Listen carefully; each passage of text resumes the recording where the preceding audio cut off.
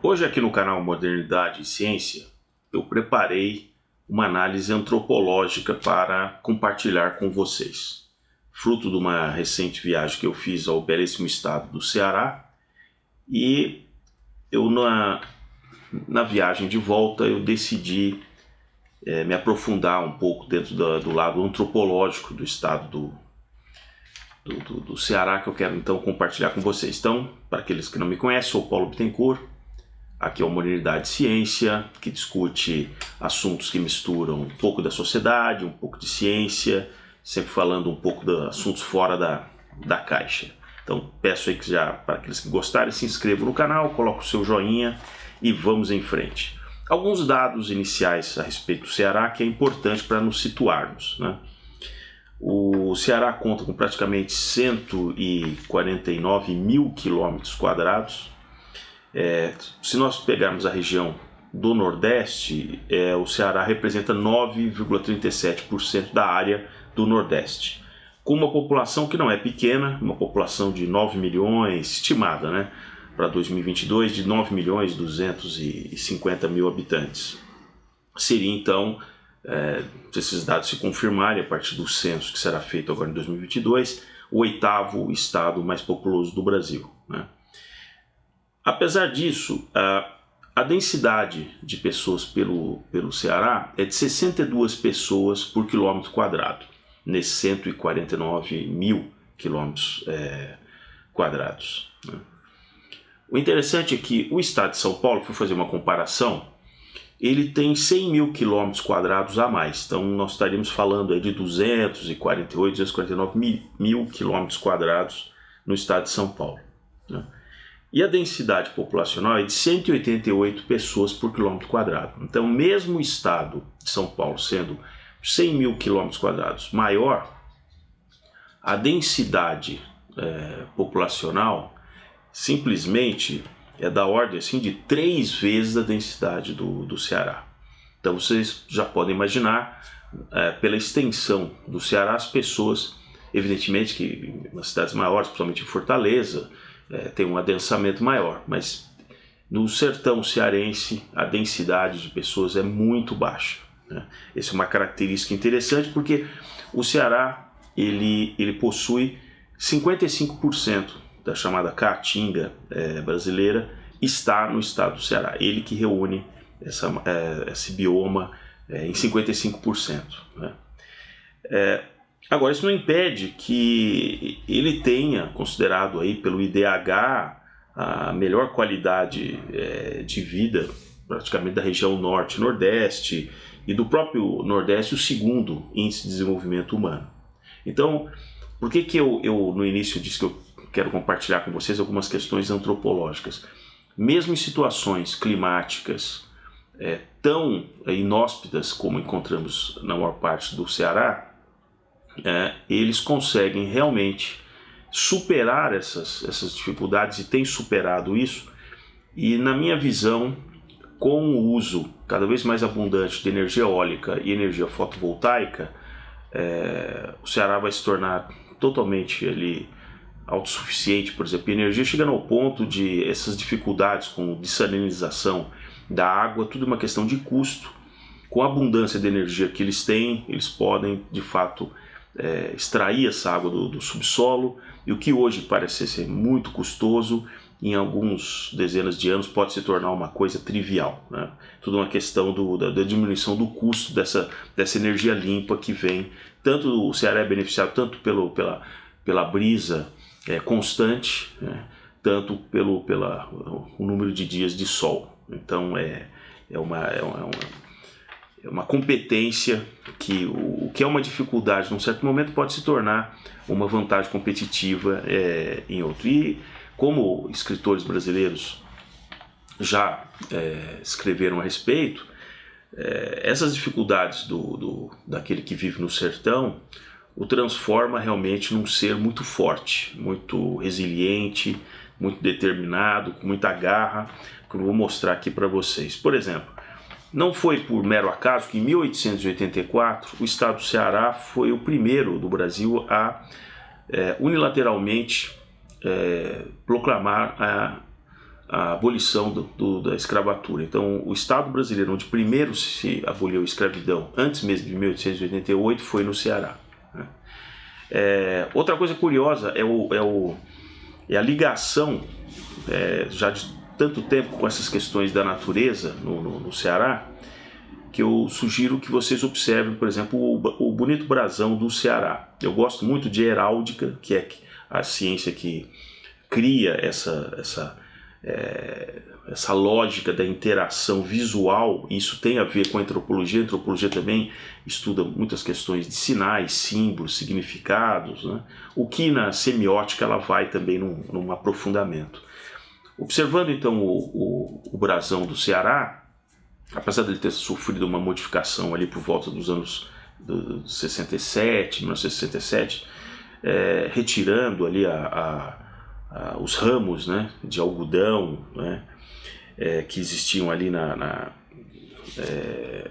fumo e algodão. Então esses ramos foram retirados do brasão, até por uma questão da modernidade, para provavelmente não colocar como um estado meramente agrário, que hoje não é. Existem empresas de tecnologia, existe muita produção artística, cultural, que vem do Ceará, então ele não depende exclusivamente, como no passado, da pecuária extensiva, né? O Ceará, os primeiros registros indicam que o povoamento mais permanente começa ali por volta de 1603, com várias disputas ali com os indígenas que viviam ali, e essa colonização que começa no século XVII, portanto, aí ela se consolida no século XVIII, né? Numa distância, se nós considerarmos, gigantesca em relação, por exemplo, à primeira capital, a Salvador, mesmo a Rio de Janeiro. Quer dizer, o Ceará teve que aprender a conviver com as suas adversidades sozinho e resolver. Agora, as elites cearenses, desde do século XVIII, perceberam que eles tinham que absorver um conhecimento, uma tecnologia que estava além ali das fronteiras do Ceará. E é por isso que eu me interessei nesse tema antropológico do Ceará, porque eu já sabia que nos últimos anos o Ceará é considerado um estado símbolo com relação à eficiência da educação pública, né? Desde o nível fundamental. Agora, para minha surpresa, minha grata surpresa, é que existe um esforço no Ceará de uma elite intelectual que desde ali meados do século XIX, criou institutos, organizações, como por exemplo o Antônio Bezerra de Menezes, nascido em 1841, fundador entre outros ali da Academia de Letras do Ceará, um naturalista, fez expedições para o interior ali do sertão, dedicou a vida em estudar toda essa composição etimológica, né, do Ceará. Voltando à questão do brasão, o que me chama a atenção olhando o brasão, que ele, na própria descrição oficial, ele faz a referência, evidentemente, ao sol, e o sol junto com o farol do Mucuripe, que está lá até hoje, que é um símbolo cearense. Em segundo lugar, a serra, né, aquelas serras que ficam ali no entorno ali do Ceará e ao norte também, né? Então a serra e o pássaro. E temos também, em terceiro lugar, o mar e a jangada, né? Estão presentes no Ceará, que fazem parte do brasão. E no quarto, o sertão e a carnaúba. Essa simbologia desses quatro elementos, eles remetem exatamente àqueles quatro elementos fundamentais: terra, fogo, ar e ar. Então não é simplesmente uma mera coincidência que eles apareçam com tanta ênfase no brasão cearense. E as estrelas, que na versão original o número de cidades era menor, então eles tentavam representar o número de cidades, e hoje são ali as sete macro-regiões, digamos assim, do Ceará que o brasão representa com essas estrelas. Agora, sensacional é a simbologia no topo do brasão, o desenho da fortaleza, uma fortaleza ali, né? E aí, pesquisando exatamente nos dados históricos que eu fui pesquisar, esses primeiros desbravadores das terras do Ceará, como muitas vezes se fala, né? Na grafia antiga podia ser com SI, Ceará, eles, para se proteger realmente dos ataques dos povos originários, como quiserem, ou indígenas ou índios, eles construíam pequenas cabanas para realmente se proteger das flechas, dos ataques ali, até que eles tivessem condição de fazer um revide, enfim. E eles chamavam aquilo ali de fortalezas, né? Então eles tinham as fortalezas, apesar de que aquilo não se compara a uma fortaleza de pedra com torre, como a gente imagina. Mas no simbólico dos pioneiros do estado do Ceará, isso foi muito importante. E aí eu fazendo uma pesquisa em relação comparativa com outras capitais do Brasil, é inédito realmente nós termos a capital de um estado com esse nome que representa exatamente algo tão assim, forte na colonização do estado do Ceará, que é o nome da capital ser Fortaleza. Outras capitais do Brasil têm os nomes associados a realmente santos, dependendo da época ali de fundação, como a cidade do Rio de Janeiro, São Paulo, ou de coisas do vocabulário tupi-guarani. Então, vários nomes de capitais têm na origem um nome tupi-guarani ou o nome de um rio que está ali naquela região, ou o nome eventualmente de um político importante, como é o caso, por exemplo, João Pessoa, né? Mas o Ceará é inovador nessa questão de que o nome da capital passa a ser um símbolo realmente da ação dos desbravadores naquele estado. Isso para mim foi bastante interessante perceber isso que a gente fala tantas vezes, não, capital do Ceará, Fortaleza, mas não para analisar do ponto de vista do conceito antropológico por que o nome Fortaleza e por que o nome Fortaleza é tão importante na história de formação do Ceará, né? Me surpreendeu também a existência de um grupo tão dedicado ali no final do século XIX que funda, por exemplo, instituições de ensino no Ceará, e inclusive com pessoas que vinham para o Sudeste, faziam seus cursos aqui, voltavam realmente para o Ceará, onde implantavam escolas, já ali na virada do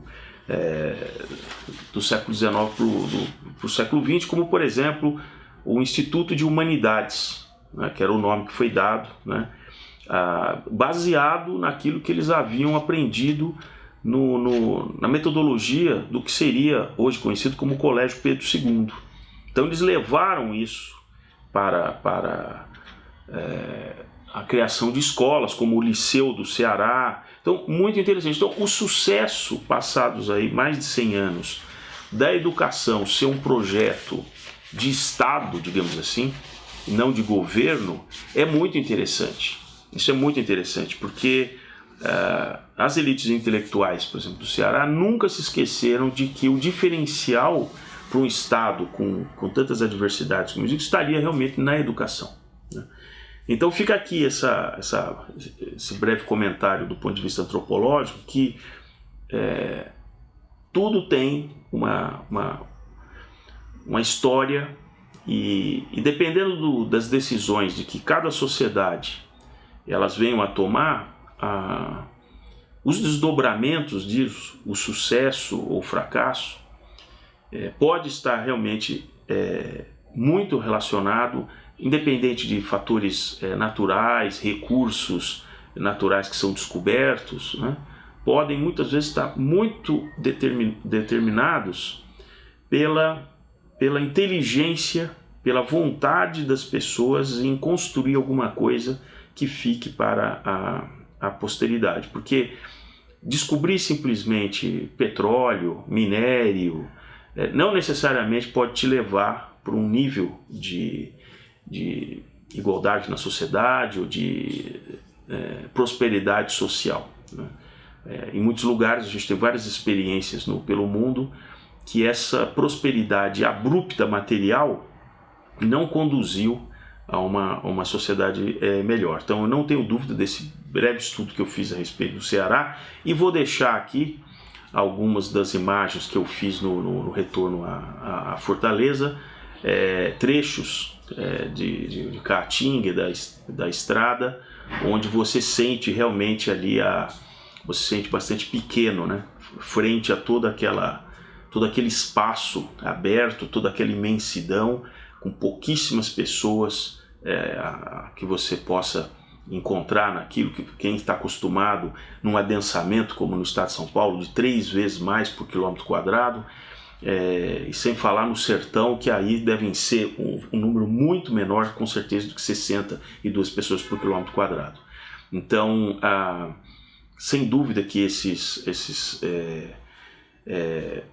desbravadores, ao encontrar alguém depois de semanas, talvez, cortando ali, sabendo dos recursos, ele aprendeu simplesmente a poupar água, comida, usar a energia da maneira mais eficiente. Quando eu digo energia física, energia mental, para conseguir superar aquelas enormes distâncias que só podiam ser rompidas através de cavalo. Aliás, nessa expedição do Antônio Bezerra de Menezes, para desbravar, que seria ali bem o norte ali do estado, uma parte ele fez realmente a partir de um vapor que o governo colocou à disposição, mas depois eles desembarcaram, tiveram que seguir totalmente a cavalo, então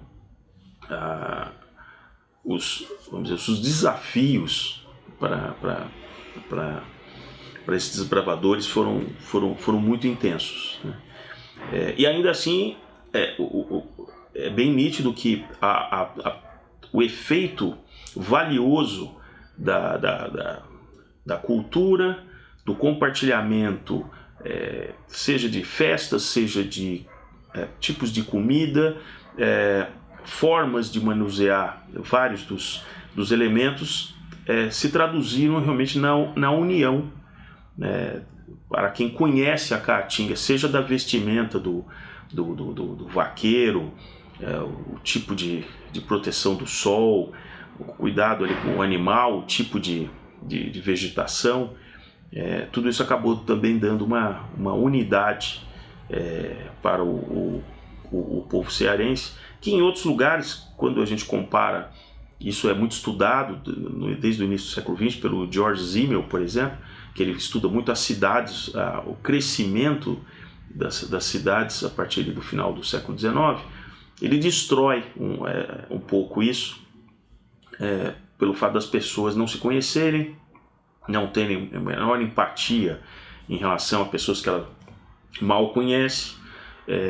Então há uma desagregação social, que isso não ocorre num local onde os recursos são escassos. Você tem que compartilhar muita coisa, você tem que realmente trocar muita informação, o que acaba gerando realmente como se aquilo fosse uma gigantesca família. Infelizmente, dentro da modernidade, o crescimento de cidades com milhões e milhões de pessoas em atividades que elas se dedicam de uma maneira atomizada para executar aquela função diária, ela não dificilmente uma pessoa numa grande cidade ela acompanha o processo desde o início, meio e fim.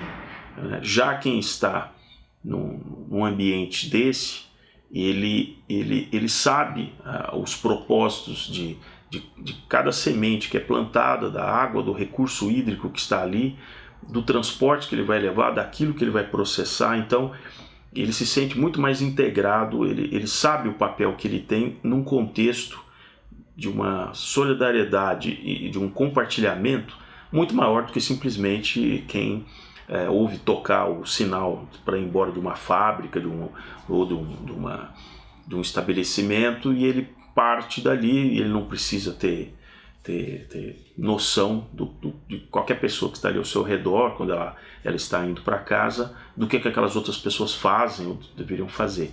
Ela só conhece as tarefas e as funções dentro do microcosmos que ela vive. Então espero que tenham gostado. Vou deixar, como eu disse, alguns vídeos para vocês apreciarem essas imagens belíssimas aí do sertão do Ceará. Aqui, olha aí, São João do Aruaru. Olha aí, a cidadezinha São João do Aruaru, zona urbana, cidade na boa aqui. Opa, certo, olha aí, São João do Aruaru. Olha aí o pessoal das motos aí, ó. Aqui é o típico, olha aí, o típico aí, ó. Capacete é um acessório opcional aqui. Olha lá, o jegue ali, tá, olha lá ele ali, ó o jeguinho. Ô, jeguinho. São João do Aruaru. Tamo nessa.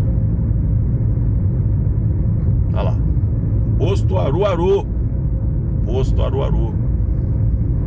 Aí, ó, estamos chegando, hein?